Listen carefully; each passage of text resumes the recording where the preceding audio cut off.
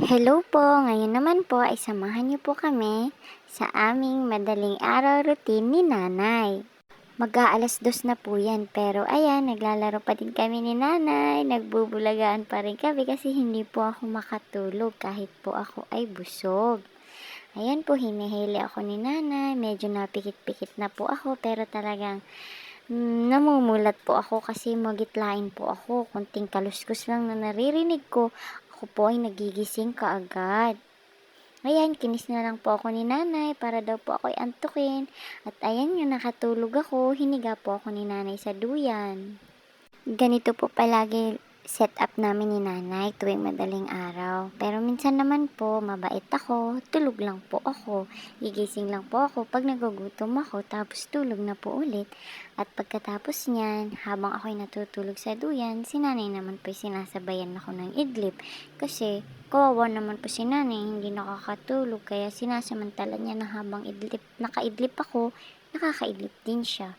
Tapos maya-maya niyan, ayun, nagising na naman ulit ako. Kawawa naman si nanay.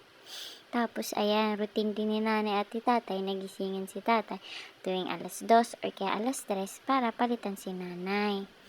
Ayan na nga po, nag-alas 2 na po.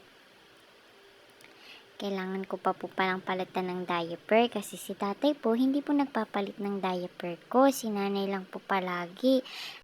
Natawa pa nga po ako dyan. Ay, natawa na ba ang baby? Kasi po, ang dami ko pong pupo, pero si nanay po talagang matyaga pong nag-iiwang sa akin kahit awas na po yung tae ko. I love you, nanay. Nilagyan nga po pala ni nanay ng baboy. Kasi po, rated SPG po yan. Baka po makita nyo, magugulat po kayo na sa murang edad ko po. Napakalaki po ng aking pempe. Ay, pempem bagang. Hindi pala pempem. Pagkatapos kong palitan ng diaper, ayan, dede muna kay nanay. Pagkatapos, nakatulog na po ako niyan. Hiniga na po ako ni nanay sa duyan. Tapos po, nung alas 5 na, mag-aalas 5 na, nagising na po ulit ako. Iyak na po ako ng iyak. Maririnig niyo po yung iyak ko dyan na talagang todo. Pero medyo mapaos-paos na. Akala mo talaga nakakaawa. Pero kakagising ko lang naman talaga. Patitidihin naman talaga ako ng nanay.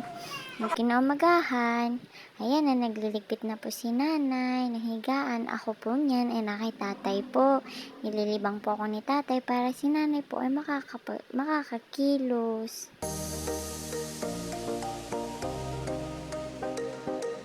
Dito na nga po, naglalaro po ako sa likod. Kasama po si tatay.